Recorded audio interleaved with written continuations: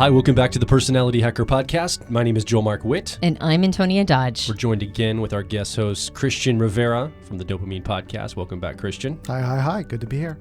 We have been doing a series on how the sixth function can disrupt a cognitive function loop and help get you back into your second function. Now, if you haven't been following this series and you need a little bit of context, I highly recommend you listen to the first because we're now officially on the third one in this series. And the first in this series will give you some context for what we're talking about. Effectively, we are building on the idea of the power of developing your sixth function. But if you are not ready for that development because you haven't first really gotten control of your cognitive function loops being when your dominant driver and your 10-year-old tertiary get in cahoots with each other and bypass the second function or really kind of force it to serve that driver and 10-year-old their purposes, then this is a way to use your sixth function as a hack to break that cycle and encourage your mind to go back to your second auxiliary co-pilot function. If this all sounds like Greek to you, I highly recommend you go check out some of our other podcasts on the subject. If cognitive functions themselves are new to you, check out the Car Model podcast. If you are unsure what your sixth function is, I recommend checking out the podcast we did on developing all 8 functions, which includes a little bit of background on what are called your shadow functions, the ones that are not in your car model. And if you want some context for this idea of using the sixth function as a disruptive technology, again, the first in this series is what I would recommend. Okay, that said, let's assume you're all caught up. You're up to speed. You know exactly what we're talking about. In today's episode, we're going to focus on the thinking functions. The thinking functions, which would be the sixth and the second function for ITJs and ETPs. So if you are an ITJ, that would be an INTJ or an ISTJ. Or if you're a ETP, an ESTP, or an ENTP, we're going to be talking about using your sixth function, which will be a thinking function, to get out of your loop and into your thinking second function. Buckle up, we're coming for you. I'm kidding. Hey, this is me. Right. We can pick on me and my kind. Yes. That's so right. There's a lot to talk about here. But first, let's pick on the ITJs. Yeah, we'll pick on the ITJs first. Really just a reminder, this idea is about redefining this relationship between your second and third function. And what we're offering here is a short-term, quick hack. Think of this sixth function as like your jumper cables. When your car is stalled and you need a jump start to get back going on the path that you're going on. So for ITJs, the sixth function is introverted thinking. Introverted thinking is a way for you to gain access or regain access to your extroverted thinking when you spend a lot of time or are currently in a loop between your dominant and tertiary function, and that tertiary function being introverted feeling. So this, for an ITJ, typically you get into a place where you start to formulate narratives around why certain people in your life are maybe not getting things done how you would like them to get done. Maybe you have an expectation or you've asked someone for something and they're not doing what they need them to do. And usually for a lot of ITJs, things getting done or asking someone to get things done or having reliable resources to get things done is a way of feeling safe. So that emotional reaction makes sense. For you to have this feeling of sometimes it can be as deep as like a betrayal or feeling like someone is just not on your side. And by sticking into this introverted feeling space, you can get very defensive and you start to take everything a little bit personally. Things that are not meant to be personal are being taken personal, and you may be applying these narratives to what's happening around you and these things that are not being met. Right. So just for clarity, an ITJ's 10-year-old tertiary function that they get in a loop with is introverted feeling or authenticity, like Christian just mentioned. And introverted feeling is deprioritizing getting things done by focusing on how something is making you feel. Now, ITJs are wired to want things to be reliable. Christian, you just mentioned, people getting things done in a certain way. But it's really about wanting to feel like you're safe in the world, and that other people are reliable or even loyal. Unfortunately, it gets you into an introverted feeling space when you're in this loop. And instead of focusing on how things can happen or how to make things happen, it's more about the implications on your personal feelings. And sometimes it's not the expectations you have for others, but it's the expectations others have for you. Yes. Right? And whether or not you feel like you want to meet them. Right. So the loop oftentimes gets stuck in identity and whether or not you feel like you should have to perform for other people, whether or not you think they're performing well for you, and what that says about how it's making you feel. So oftentimes this loop looks like pride or ego or sort of resting into sort of this like you can't make me budge, or you're not doing what I want you to do and now I feel like you're disloyal or you're betraying me. I think because of the identity nature of that 10-year-old tertiary of introverted feeling or authenticity, what ends up happening a lot for ITJs is they enter this thing that we call role-person merger. They start to believe that their identity and what they do are the same thing. And it's hard sometimes to separate out, oh, the things I do in the world, that's not who I necessarily am. It's not an armor I wear of my identity. I'm a little different than maybe what I'm doing in the world. But this merger of role-person merger tends to make it feel like everything is personal that you're doing, and any attack toward the things you do in the outer world might be a reflection of who you are as an individual. And that can be really tough to reconcile and to deal with as you move through things. Yeah, so this loop has a lot of relationship with identity, with how things are making you feel. Because it's a 10-year-old or tertiary function, how things are making you feel and the implications of that oftentimes are a little they're less nuanced. They're more sort of gross oversimplifications of how things make you feel. Like, this is making me mad. This is making me sad. This is making me feel like pride comes in a lot.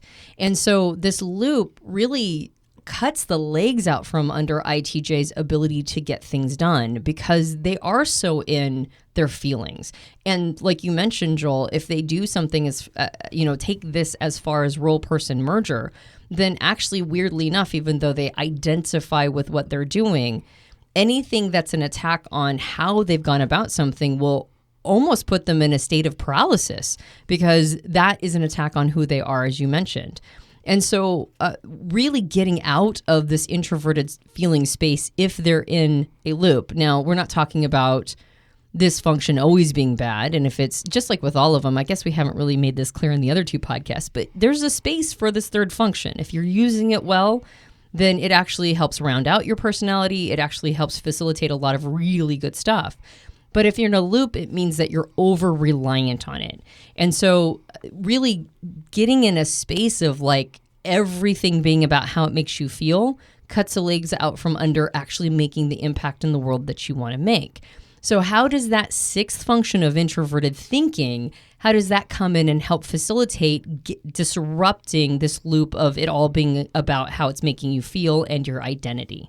So far we've covered on all of these podcast episodes leading up to this point, what you've heard, everything so far, has been diagnostic. We're looking at the situation, we're figuring out and describing and sharing with you what your situation is like, and hopefully you're resonating.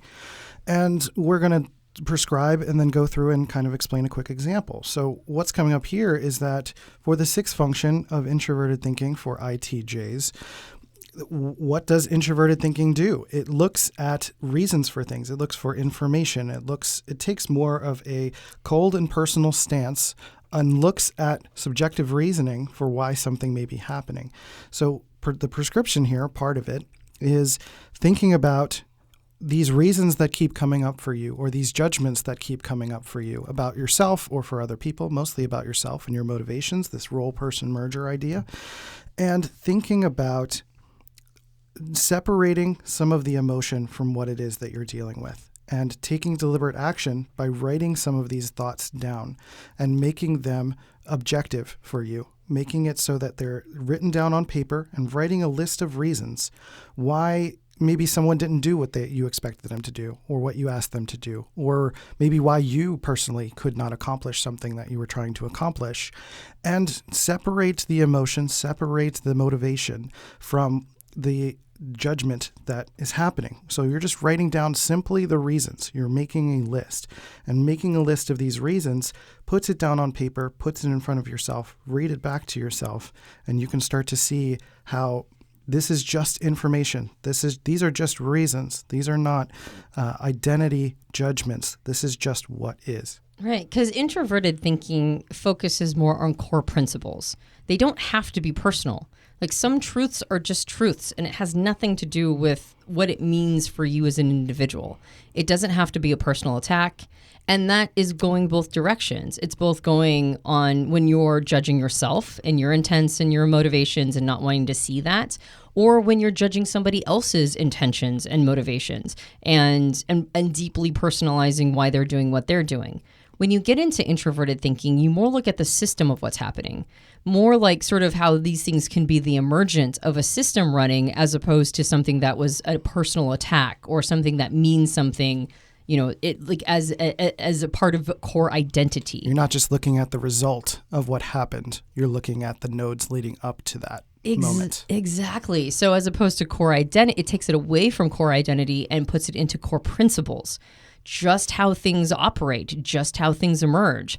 Sometimes when you keep things in the realm of, things that are very personal or identity, you sometimes miss components or factors that influenced what ended up happening. And those pieces of information are sometimes the most relevant pieces of information. So taking it into a more, honestly, weirdly enough, it's a more calculated place. It's more calculating what the system running created. And in the last two podcasts, we established that one of the reasons why this sixth function can be an on-road into your second is because loops happen based on us not wanting to get out of the attitude of our dominant driver function. Now, the attitude is just a fancy way of saying an introverted or extroverted orientation. So in the case of ITJs, they're introverts, or you as an ITJ is an introvert. And that means that you're going to want to stay in your inner terrain, in an introverted attitude. And that's what the loop does. The loop keeps you in an introverted place. It bypasses the extroverted aspect because that's where you're getting feedback that you're not appreciating or you're getting frustrated with. When you go to your sixth function, it kind of gives you an out a little bit by staying in an introverted place, but it calls on an element that detethers from the messages given to you by your 10-year-old tertiary function. So you still get to be introverted for a moment, but you don't have to be introverted in a way that you've built all these sort of dynamics or behaviors that lead to a bad space. And it gives you a way to detether from that personalization, specifically in your case, of introverted feeling. INTPs who use introverted thinking or accuracy as a dominant process report to me often, not all, but often they report to me that they have these dialogue, almost teachable moments in their heads with themselves. They'll go through and they'll almost try to explain, they'll have a simulated conversation of trying to explain a core concept or work in an idea through a simulated conversation in their head. And I think this is interesting, especially for INTJs. Now, ISTJs, I need to be thinking about this a little bit more, but the moment you said about the cutting through the personalization, if you're an INTJ, often what happens is the explanation process for you is very frustrating because you feel like when you're talking to other people often, you have to go back over like the basics. And you wish people could just be accelerated to where you need them to be to talk about more abstract and more high-minded ideas. I know a lot of INTJs struggle with this. They're like, I'm not going to, if you don't already know it, I'm not going to take the time to explain the basics to you. Now, they will do that. But after a while, if you're not caught up, it's kind of frustrating, I think, for an INTJ.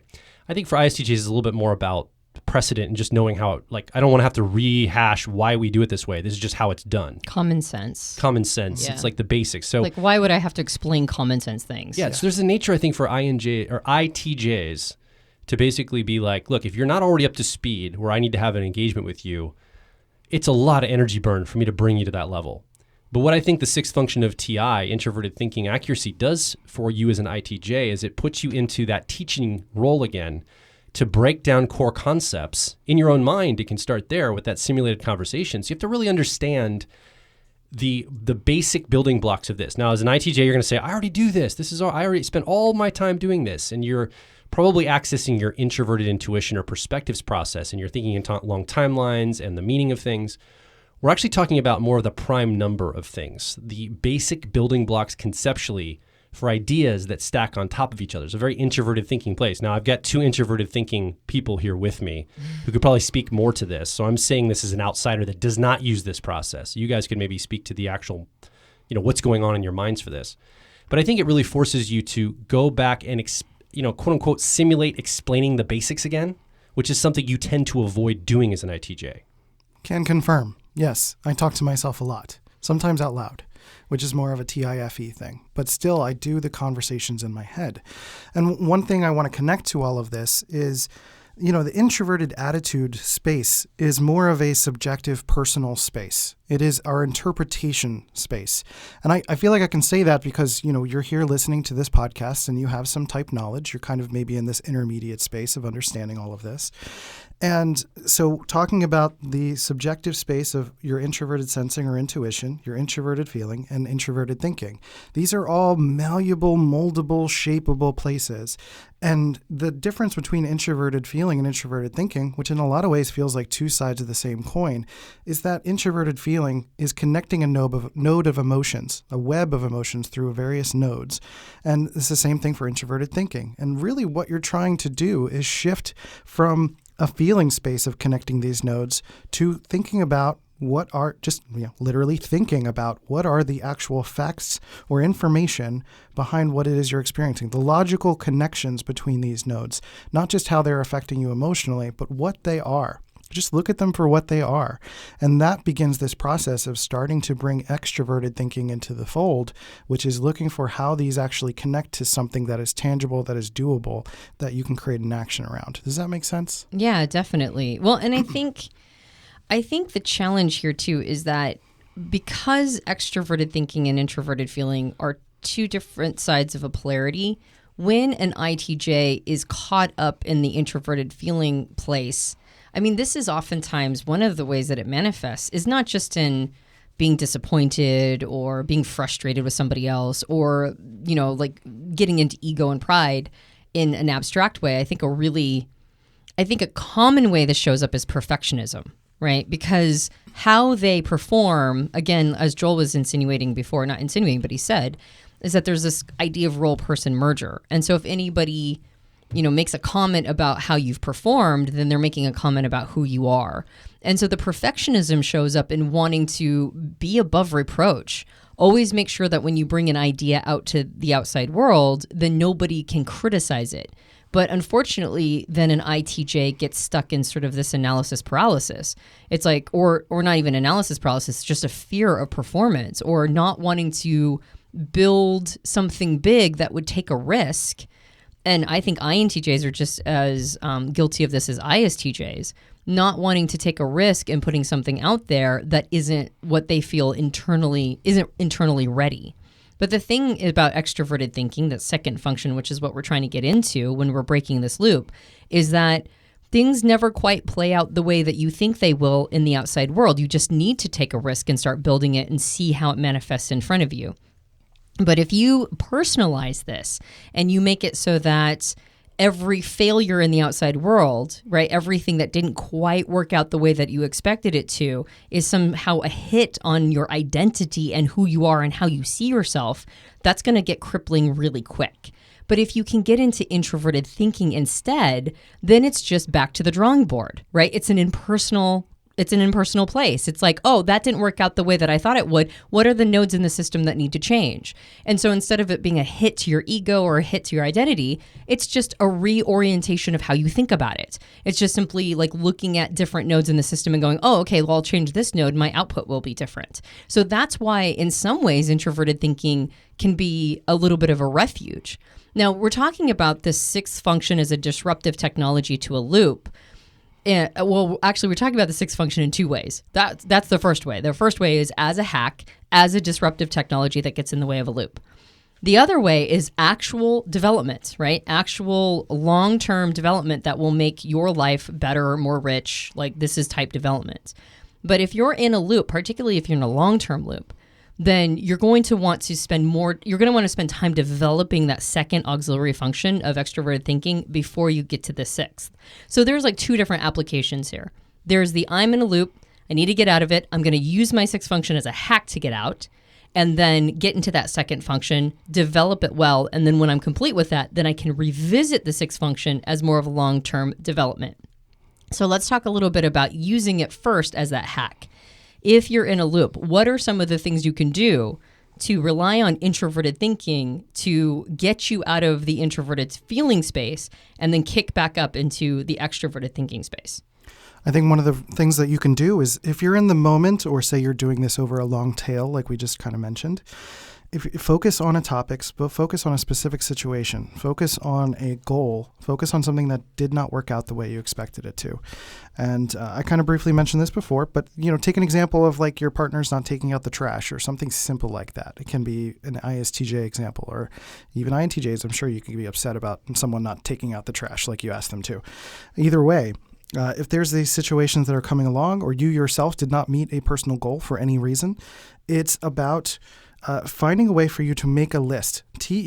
Extroverted thinking is extroverting your thinking. So you're going to make a list. You're going to combine basically these powers of introverted thinking, of coming up with reasons, coming up with the nodes that essentially lead up to this, what actually happened, whether or not it achieved the goal. It was a thing that happened. So you're trying to define the thing that happened. So write a list of reasons why the thing happened. And it's impersonal reasons. These are not emotional judgments on yourself. These are not emotional judgments on others. These are just simple reasons. So if you were late to getting to a dinner, it's like writing the reasons that happened. There was traffic. I had trouble finding my keys. Something like that. Literal lists of just information, just the reasons of things that happened. Make a list of those things, and then keep doing that as each time these things emerge. And then to piggyback on that, one of the things that introverted thinking does well is it goes into the programming of your mind and it reevaluates beliefs that you may not have revisited for a long time. Yes. That's actually one of the big differences between introverted thinking and extroverted thinking. Is extroverted thinking, once it feels like it's figured something out, will almost set it and forget it. It'll be like, this is how this works, and it's done. Yep. Introverted thinking doesn't take those things for granted for very long. It will reevaluate how it thinks about something to ensure it's as pure as possible. So while you're sort of in a space of looking at your thoughts and, thinking about, okay, what actually happened here? Why am I upset? What's the nodes in the system of why I'm upset? Make sure you look at the node of belief. What is my belief around this? All right, I have to be on time.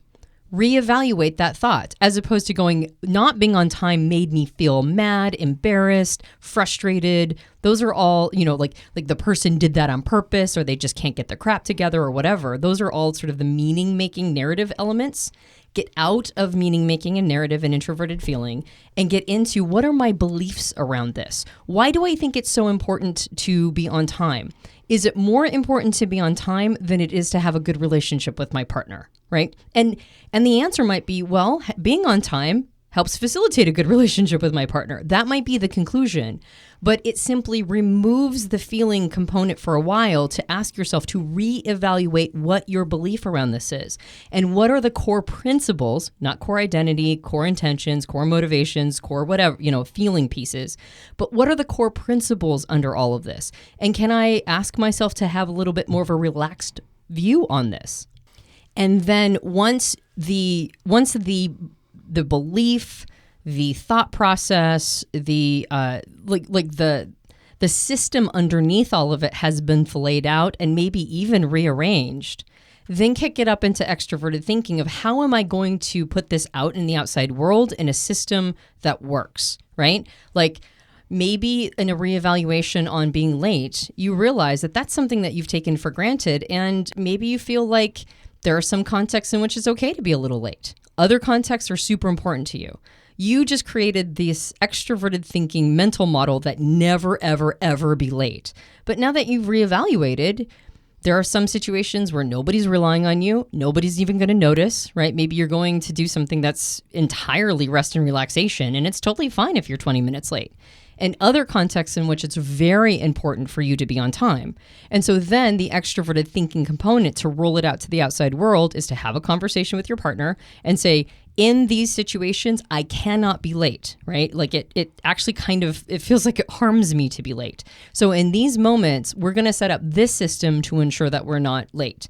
But in these other contexts, I've reevaluated, and this is actually something that doesn't really bother me. So maybe we can, if say your partner is a more go with the flow person, you can say, in these contexts, I'd actually kind of like to watch how you do things, or maybe hand the system over to you and sort of go with the flow a little bit more so that you get your needs met in these moments. That's an extroverted thinking system that's sustainable. It works. So what happens is that sixth function of introverted thinking puts you in a thinking space. It allows you to stay in an introverted space for a little longer because you're in a loop and you're reluctant to get out of it. But then once you're in a thinking space, your natural wiring is going to want to process this in a way that's native to you. So after it reevaluates this belief for a moment, then it kicks it up into extroverted thinking to implement and build a system in the outside world that's sustainable and that works for you and, in this case, your partner. We will be right back. If you're focused on personal growth, I think you'll resonate with our core content over at personalityhacker.com. We want to see you understand how your mind is wired so you can generate motivation, improve social skills, find career opportunities, and master excellent decision making. But a quick warning, we are advice and action focused in all of our articles, podcasts, and videos. This means that we attract people who like to be challenged to become excellent, to take action, to put in the work to optimize themselves, not simply just gather more information. If you are committed to personal growth and ready to radically find your inner truth, then come over and be a part of our growing community of like minds at Personality Hacker. Now back to the show. So to build on your example of the list and sort of the reevaluation, as Joel mentioned, people who use introverted thinking, you said INTPs report this, but I actually think it's an introverted thinking thing. I think all TPs, probably anybody who uses introverted thinking in their 4 functions, have internal conversations with themselves. They have inner dialogue. Yep. So my recommendation is an exercise to use as a hack to get out of your loop as an ITJ is to start having a conversation where you argue both sides, right? Have part of your mind take the side of being late is the worst thing you can be in the world and everybody who's late is an awful human being. And then on the other side, have the person who argues that being on time is never necessary. Or this is a gross oversimplification, but basically take 2 sides of this issue and have them argue it out internally. And in the argument, of course, the argument internally will get more refined. You'll argue both sides. You'll see both perspectives. And then eventually, as you're arguing both sides to reach a harmonious conclusion, to end the internal conflict of the internal debate, that's when you find your personal core principle. When you argue the side of it's not okay to be late and the side of it's okay to be late, and you formulate these arguments for both sides, for TPs, what we do is we're trying to find an inner harmony place where the argument is settled for both sides of the issue or taking both sides of the issue. And once you have this internal debate inside of you, you've already gotten out of introverted feeling. Now you're in introverted thinking. Now you're in the debate part. And then by doing that, that's a quick hack to then kick it up to your extroverted thinking to roll out what the conclusion is. So let's move over to the ETPs. These are going to be ESTPs and ENTPs in the Myers-Briggs system. And an ETP is using the tertiary or 10-year-old function of extroverted feeling, or what we've nicknamed harmony here at Personality Hacker. So as we've mentioned, what we're trying to do is redefine the relationship a little bit between the tertiary function and the secondary function, the auxiliary function. So the secondary function, the auxiliary function for ETPs is introverted thinking, which we got done just talking a whole lot about. And now we're going to ignore it because that's what's happening, is that you as an ETP or an ESTP or an ENTP are spending time in their extroverted sensing or extroverted intuition space paired with their extroverted feeling. And getting into this loop is this place that they are going and going and going in relation to other people's needs. The extroverted feeling is all about getting people's needs met and responding to outer world feedback. And it is this place of almost denying your own personal logic, what makes sense to you, in favor of doing what other people are trying to convey that they need, and morphing yourself in a sense to match those needs. So what's happening here is that there's an over-reliance on other people's opinions instead of trusting your own. It's like having this desire or need to do something. You have your own sense of logic of things that you want to do, but because someone said in your group, let's say you're a teenager or anybody, really any age, somebody says to you that this doesn't make sense, or this is a dumb idea, or this is not something you should pursue, without question, you're just like, you know what? Yeah, you're right. That's a dumb idea. So that process of extroverted feeling harmony is focused on either creating or maintaining connection with others. So this might manifest itself in positive ways or maybe not positive, but in attempt to be helpful ways of, oh no, this is a need, I need to accommodate it.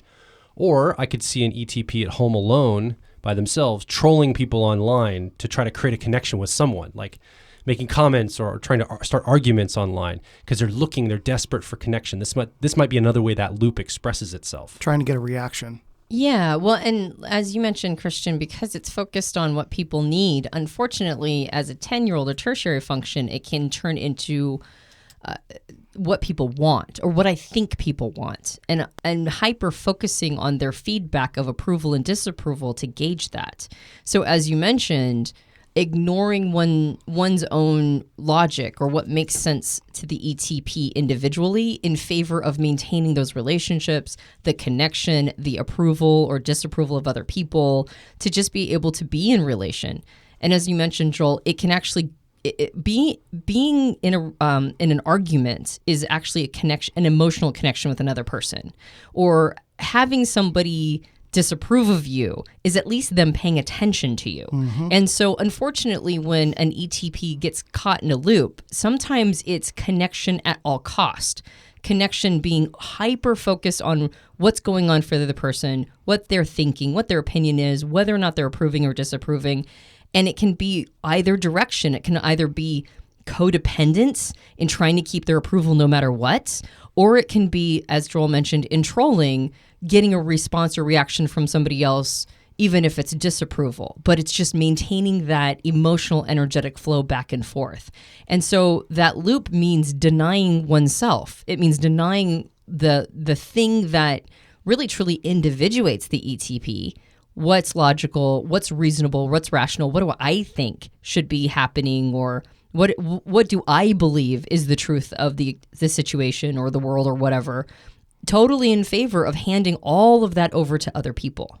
So again, we're talking about using that sixth function in two different ways. One is a hack to break a loop and encourage the mind to go to the secondary auxiliary function. And then the other one is long-term development. But if you're in a loop, you don't want to focus on the sixth function for long-term development quite yet. You want to instead encourage your brain to go to the second function. So how does the sixth function for ETPs help them get into their second function? Well, that sixth function is extroverted thinking or effectiveness. And extroverted thinking is something that, once again, helps the ETP depersonalize. It asks them the question of what is the result that I'm actually getting, right? What is the ROI for the things that I'm doing? Another question could be, to what end, right? Why am I doing this, and what am I getting from this?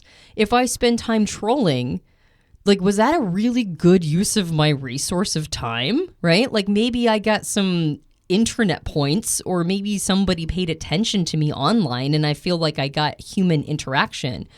But maybe there was a better use of my time to gain human interaction, right? Like, maybe there was a better way to go about it. Maybe there was a better system for doing this. And maybe it's also a judgment within yourself to ask the question of, am I getting quality interactions? Am I just getting a random stranger reacting to my musings so that we can loosely connect? Or is it something that's meaningful and purposeful and a part of something that I ultimately want to contribute to and want to do long term in any kind of way?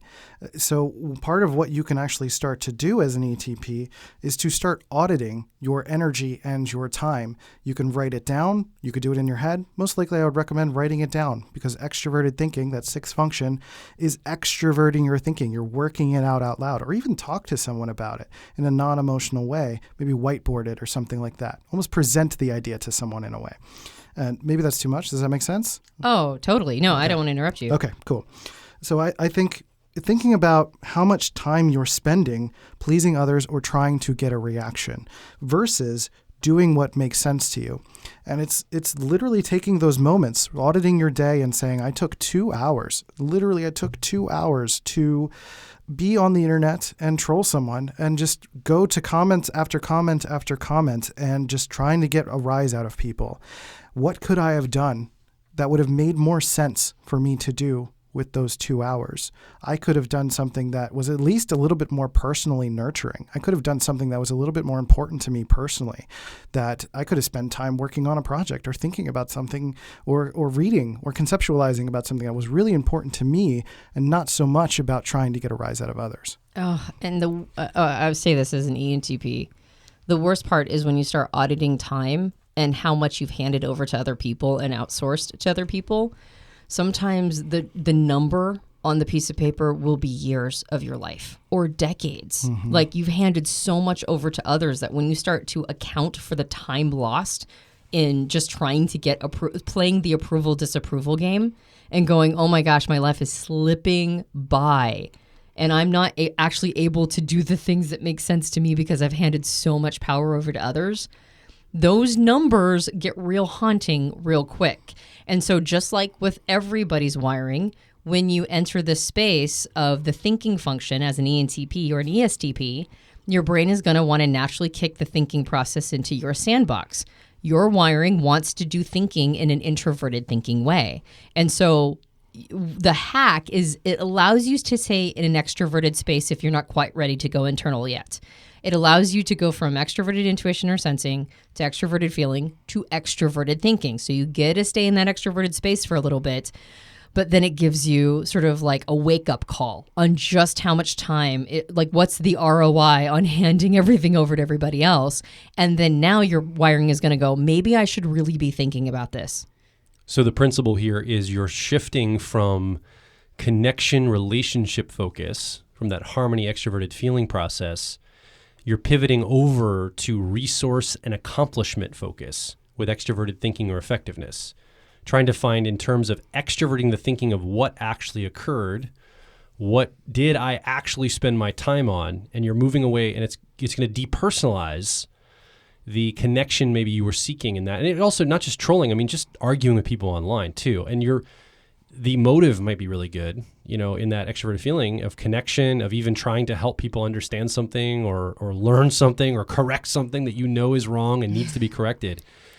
Trolling, I think, is probably the worst example of it. But there's just, online arguments or trying to answer comments, dissenting comments, and saying, no, you didn't understand the perspective here. Let me explain it more to you, and trying to argue your way through it. Pivoting from that to go, hey, is this person going to actually change their mind after I argue this? Now, it could be useful to sharpen your own saw, but typically or usually it's a waste of time in those scenarios. I mean, another example of that too, we kept using trolling, but we can think of it in more of a hero stance of someone who is consistently meeting someone else's needs all the time in your life and just being reactionary and almost being pulled to other people's needs and energies and just defying your own, even if the intentions are good to help someone. You're putting so much energy into helping others and denying yourself. And that denial almost creates this, without even realizing it, you're creating this resistance, this, what's the word I'm looking for? It's as if you're building slowly you're serving other people's needs and you're building a resentment over time by serving their needs so much and denying yourself that you're unconsciously creating this resentment over time. And it does affect your relationships long term, as opposed to nurturing yourself and selectively choosing when to honor those relationships. So as an INTP, before we started rolling this, you're like, TE is extroverted thinking effectiveness. I think of it in terms of like making lists and doing things, right? And I think that is absolutely what it's about. And I also wonder if ETPs sometimes are arguing, attempting to refine thought and stuff because they're missing information and clarity to act. And so they're out doing this connection piece. What extroverted thinking also does, it's not just about making lists and doing things in the outer world. It's kind of assumptive thinking about what to do first and then finding the logic to prove that case point. Almost like, okay, we're going to do this action. We're going to write this out on the to-do list. I don't know if it's the right action to do yet, and I don't know all the thinking behind it, but this is the bullet point of the action. And I'll go find all of the reasons for that action. So it's almost starting with the bottom line thinking or the action first, and then finding the logic to fill into that action. So as we think in terms of trying to get into that co-pilot of introverted thinking or accuracy, you want to know the reasons behind everything, the logic behind everything. Well, sometimes you don't have it to get into action. So what extroverted thinking allows you to do is to attempt to start an action first and then find the logic that will support it. It may not be the right action. The logic might prove that action was the wrong action to take, but at least you're getting in motion, doing something. You're actually executing on something tangible, resource-based, a to-do item, taking action, and then it sends that signal over to your introverted thinking to try to find, okay, does this make sense to me? Like after you get into motion. Right. And then you can calibrate over time. Correct. Yeah, I think something we talked about offline also was that this helps with setting boundaries for ETPs. Do you want to maybe expand on that a little bit? Well, I think it routes back to the resource management piece, that if you are just handing over everything to these relationships, again, both good and bad. Like you mentioned, I thought that hero piece was brilliant because sometimes it feels very noble to ETPs. Like I'm going to correct people's thinking. If people just thought the right thing, the world would be a better place. And so there's all of this resource that goes into helping calibrate everybody else.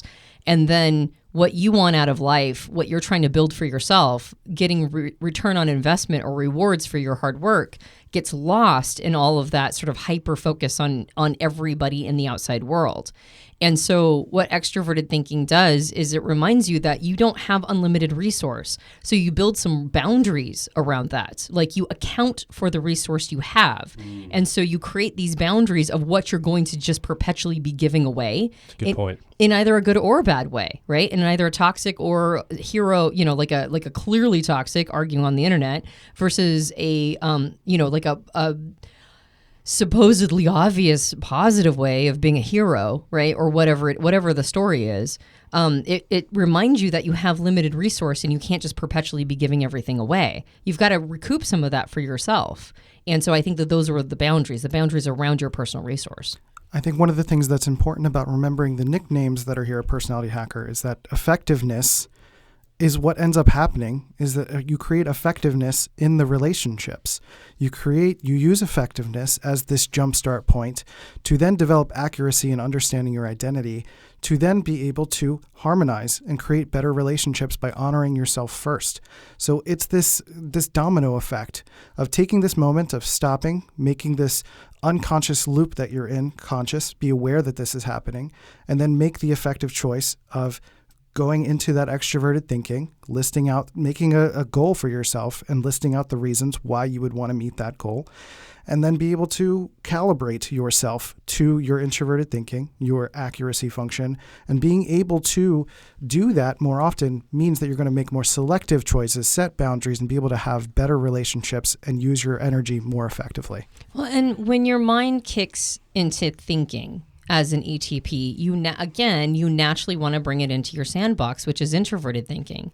And as we mentioned before, one of the things that introverted thinking does for the person using it is it helps them get in touch with their personal truths, what their beliefs are. It reevaluates truths and beliefs to make sure that, these are core principles, right? And not core principles in the sense of like core values, but just principles of how reality works and, from your subjective perspective.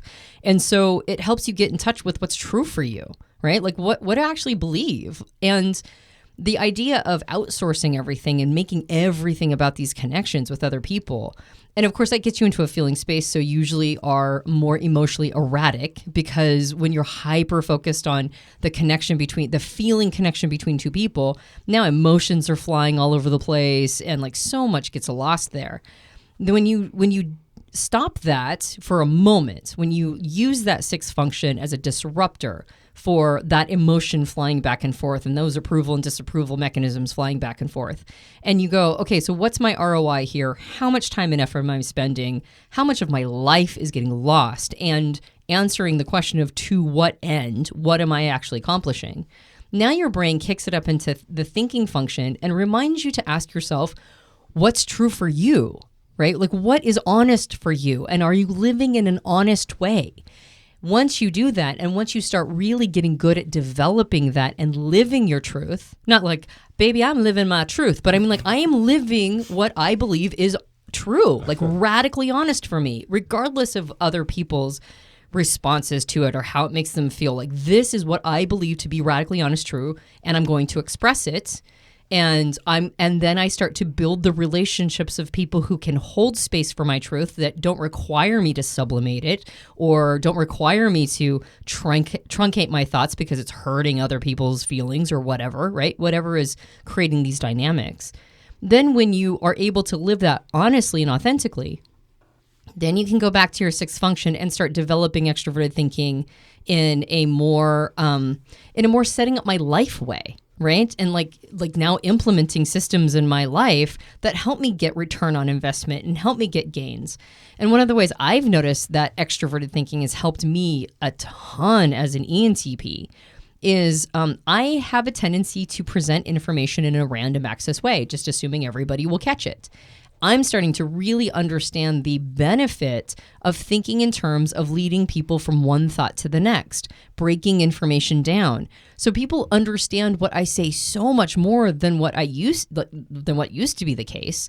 And so now that they understand more, I'm getting my point across better. People are understanding our content and information better, and because of that, we're getting more financial return. Like, it all kind of works out. So I think it's to remember that this is a two-parter. Use that sixth function to disrupt the bad loop. Get into your second function. Get good at your second function and really like flex that muscle. And then as an ETP, once you're quote unquote living your truth, not in the, snap finger sort of way, but like in the legitimately, I am being radically honest and I am in alignment with my radical honesty, then you can bring in that sixth function of now creating a system in your world where you see return on investment for living that life. So if you are an ETP or an ITJ, or you have one of these people in your life, what is coming up for you? Heaven forbid. Heaven forbid you're married to one of these people. No, I think these people are great. And what is coming up for you if you've got a ETP or ITJ in your life, or you are one yourself? What ahas have you gotten? What questions do you have? What comments? What stories could you share about your own journey? Maybe with disrupting that loop, maybe using the sixth function, or maybe this is a new idea for you. You're like, hey, I want to go try that. Maybe articulate to us some of the ideas that you're going to implement in your life. Come over to personalityhacker.com. Directly below this show, make your voice heard. We want to hear from you. What's going on in your life? I like that you called us these people. These people. These people. Christian, thank you so much for joining us in the third of this series. Thanks for having me. This is, I keep saying it's fun, but it is. It is. So that's all I got. It's super fun to have the third co-host. I'm really enjoying it. And if you enjoyed this podcast, you can subscribe to us on iTunes and various Android platforms. Leave a rating and review for us on iTunes. Leave a rating and review for us on iTunes. Did you hear that? You should be doing that. You should be leaving a rating and review. Especially if it's a positive one. No, only, yeah. But I say especially because it's easy to want to get upset and leave a Yelp review when it's not a good experience. But we need to say when things are a good experience. That's right. Come tell us that it was a great experience, right? Yes. I guess that's implied. That helps us out a lot. We have a book. It's called Personality Hacker. You can get it at all major book retailers. And if you leave a rating and a review for us on Amazon or Goodreads, that also helps us out a lot. My name is Joel Mark Witt. I'm Christian Rivera. And I'm Antonia Dodge. And we'll talk with you on the next Personality Hacker podcast.